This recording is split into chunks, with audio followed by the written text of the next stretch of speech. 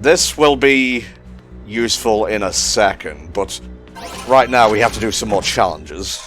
We do indeed. Oh, that's the thing you flew on in one of the shadow levels, I believe. Yeah, in one of the castle levels, I remember that. I remember that level because it has such a cool, like, crimson red colour scheme. It's like, that's peak mid-2000s fucking, like, emo rock kind of aesthetic, isn't it? Yeah, let's fucking go. Chaos control time. Ultimate power. I think the other thing that's really helpful with a lot of these challenges is that somewhat consistently they are all asking you to make the most of the different abilities that are available to you as Shadow, whereas obviously pretty much all of the Sonic ones there was a whole mixture of some were actually abilities you had, some were making use of friend abilities. This actually, you know, asks you to get good with the abilities that you have, and it helps you continue to improve as a player. Yeah. Like, although I do kind of miss having the challenges where the friend characters join you, because, like, it did add a little bit more, like, personality to them in Sonic Generations. I mean, yes. The one thing I will say about those missions is that a lot of what the friend characters actually did kind of feel like an afterthought. It's like, oh, cream flies above you, but rather than like using cheese for something that would make sense, it's like, oh, she just pulls rings out her ass to fill you back up. Like, cool. Like, that doesn't really scream Cream the Rabbit to me. That doesn't really seem worth it. Yeah, there we go. Oh, it's that one level that the game's getting a little bit ambitious with how many enemies it puts on screen during some of these.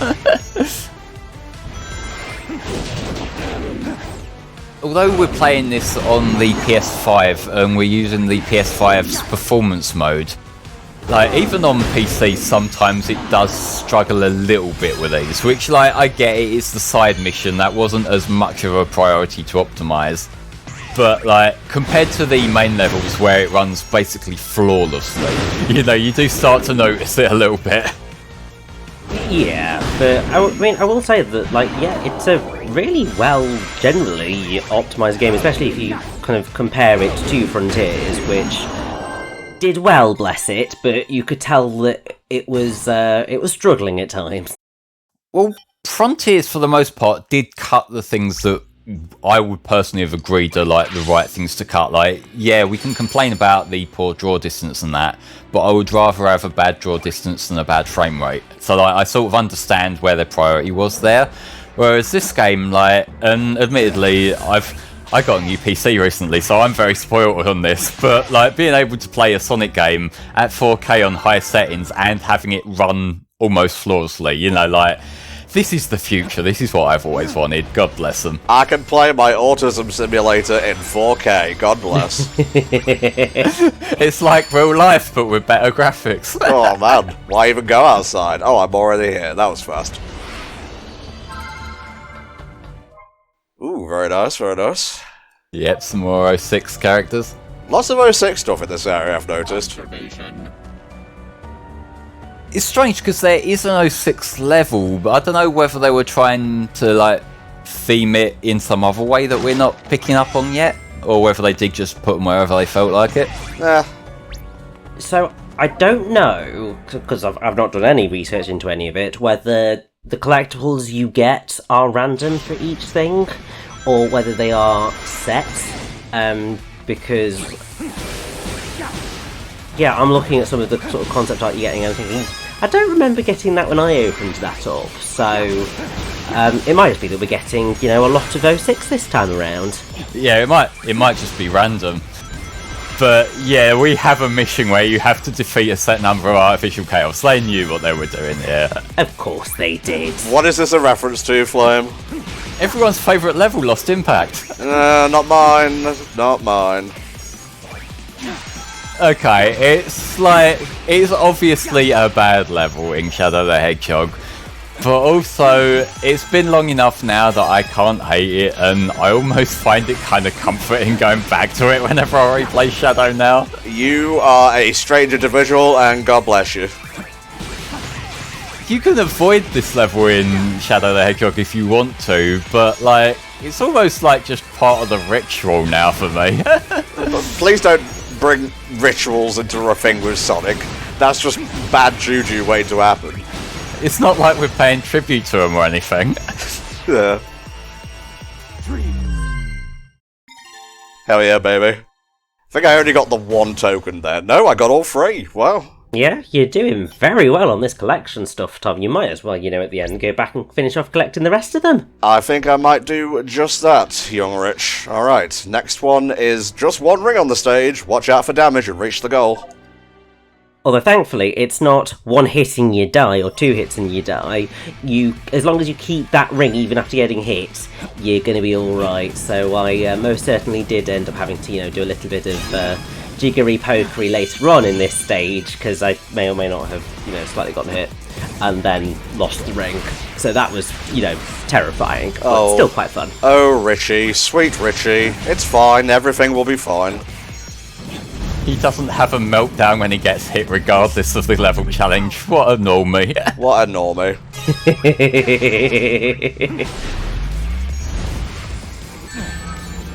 You just tanked that one head first.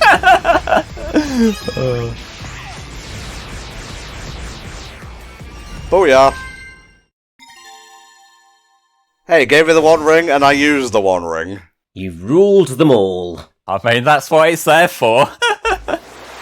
There we go, there's the rest of, I guess, Space Colony Ark that's been ripped out of time. I was going to say it's complete, but no, it's out of time right now. Was that meant as a pun or not? We'll see. Okay, that's that. It's just kind of going in a circle, really, isn't it? Going along that little stretch. Oh, that would have been so cool if you were 1 second earlier. I know. I wasn't actually sure where it was going to begin with. That's the only reason I missed it. Yeah, this one is just like loitering on the grind rail. Just like me for real. Yeah, another 06 one. Yeah. Strange, isn't it? Also, just whilst you're here, because it's going to annoy me if you don't, next time you're going up that little stretch, please just hit the box. Which box is this, Rich? On the way up to those gates, there's a box just before you go up the ramp. Before I go up the ramp. Oh, there. Yes, hit that spring, and then just, get that box, please, for the love of God. Oh. Okay, when it says, like, game Part 1, Part 2, that is essentially the collection room stuff. And hey, why don't we take a look at that right now? Ooh! Yes, I do like how the collection room here is laid out. Like, if Shadow has his own place, this is what I'd imagine it'd look like. Yeah.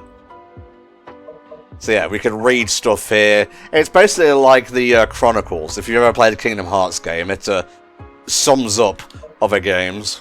Yes, those in Kingdom Hearts, not Sonic Chronicles, aka one of the worst Sonic games ever made. Spoilers for Sonic Adventure 2, I guess.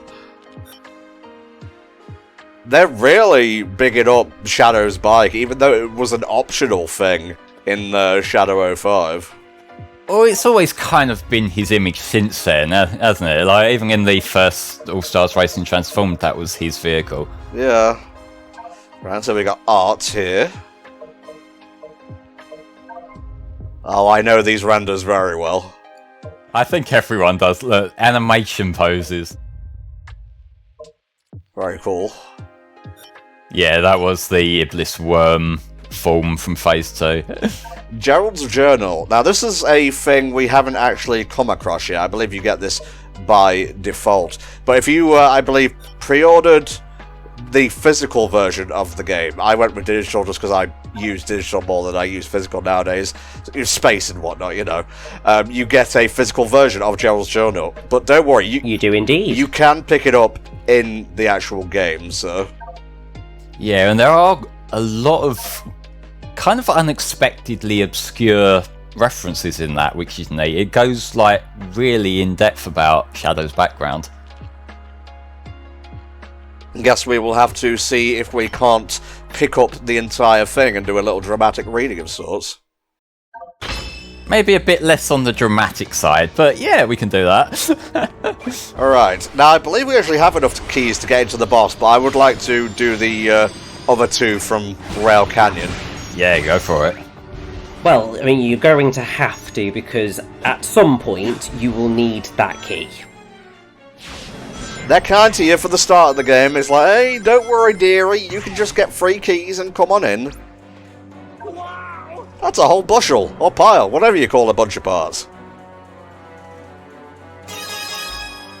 Oh, nuts. Don't worry, we're going in style. Oh, yeah.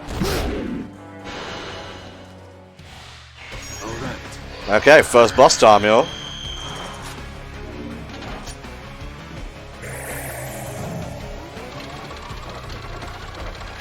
Ooh. I get tingles whenever I play a good Sonic game, and this is a good Sonic game. Especially when it builds up to a cool boss like this. Yes, and also, this is a cool boss, and actually, this boss made actually bearable. It's not as bad in SA2 as everyone says it is. It's just a little bit jank in that final phase. Come on now. It's very jank, but still. Yeah, do the scream! Do the roar! Do the bloody roar! There you go. I am placated. Don't ask why a giant salamander sounds like a fucking jaguar or whatever, it's fine. Well, I mean, he's artificially created, and I wonder if Gerald has just like a sample, like stock audio CD he pulled from. Alright, here we go. Thankfully you don't need to roll under any of these, because they're all the ground type. Well, because we do not have that particular move in this game, so it would have been very cruel if that's how they'd played it. I suppose, like, Generations 3DS worked around that by having you slide under, but still that was a little bit fiddly in its own right, so I'm glad they kind of, you know, simplified that form and then rushed us on towards much more interesting forms. You notice how Biolizard kind of has his own Doom Wings? It's sort of a similar thing going on, isn't it? It's Peam, I'm afraid. P-E-A-M. It's gross is what it is. I guess. I just see like Pepto-Bismol or whatever. No, my bubble arms! How could you do such a thing, brother? Well, the way it's all swelling up, you look at it, and it's the whole Tetsuo thing from Akira, really, isn't it? Yes, it is. No! Leave me alone! Whoopsie doodle. To be fair, there was a bright glowing orange thing there showing he was going to punch the ground, Tom. I know, but I was luring him, you know, into a false sense of security, and now I'm in charge. Of course that's the answer.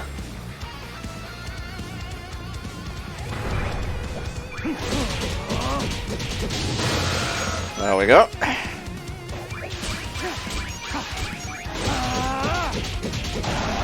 Final phase time, baby.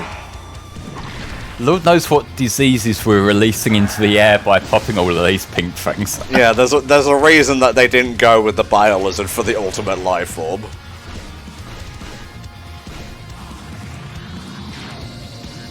But I mean, this is a really awesome, like, first boss fight, and I think really puts Shadow's best foot forward with kind of going what the boss fights are going to be throughout the game, because actually I would say that pretty much all of these boss fights are miles above any of the ones in the original generations. I like a lot about, like, just the general gameplay of Sonic Generations, but, like, the boss fights are the part where it's like, you know, if I'm going to replay the game, I'm pulling up a complete save file and playing through the levels. I'm skipping over the bosses mostly. Well, it's not even that. Like, I just feel these are more fun overall. Like, I like Perfect Chaos, how they turned it into a platforming level. I like Egg Dragoon. Less about the final boss, the better. The only thing these don't really nail is difficulty. Like, they're all medium difficulty, I would say, at best. But don't you worry, because there is hard mode of levels and bosses, so if you need a little bit more of a kick, you got it, baby. I guess it's odd to describe like platformer boss fight as a puzzle thing, but that's kind of where it is. It's like the first time you play it, the main thing about it is that you're figuring out how to do more damage to it, and like a lot of them do have ways that you can do a bit more damage and skip phases by like to speed it up. So like that's kind of where the difficulty kind of comes in, like perfecting it more so than just beating it in the first place. Yeah, I get you, mate. But yeah, we go full Bowser's Fury here, don't we? Yeah, beat me to it. Humph. Hey, Shadow.